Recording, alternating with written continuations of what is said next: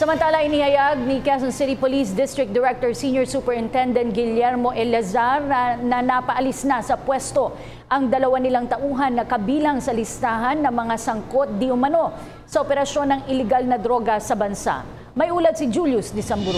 We are digging deeper. We assured our President and also the Chief PNP, Director General Ronald De La Rosa, and our Regional Director, Police Chief Superintendent Oscar Albayalde, and the citizen or residents of Quezon City that we will file appropriate charges, criminal and administrative, kung meron na tayong ebidensya laban sa kanila. Ito ang mga binitawang salita ni Quezon City Police District Director Senior Superintendent Guillermo Eleazar matapos mapasama sa listahan ni Pangulong Rodrigo Roa Duterte ang dalawa nitong tauhan mula sa QCPD Station 6 na sangkot umano sa operasyon ng iligal na droga sa bansa. Ito ay sina PO3 Johnny Mahilom at PO3 Eric Lazo. Paglilinaw ni Eleazar, noong ika-27 pa ng Hulyo, na-relieve sa pwesto ang dalawang QCPD official. Before that kasi nagkaroon ng insidente that one of their supervisors was involved in the recycling of shabu.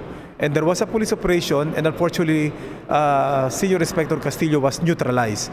So what I did was that lahat sila nirelieve natin for verification and investigation. Ang point kasi natin doon is hindi na magiging epektibo yung unit na yun. Kaya tinanggal natin sila.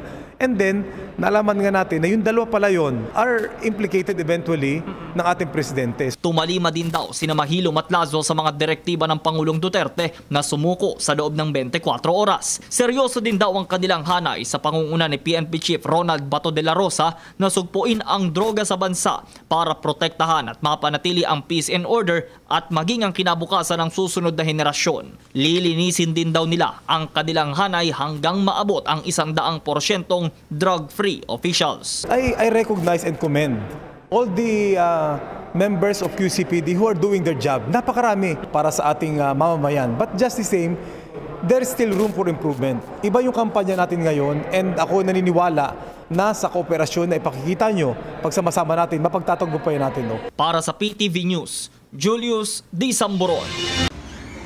Ako po si Cathy San Gabriel. Subscribe na sa PTV YouTube channel. I-click lang po ang subscribe button.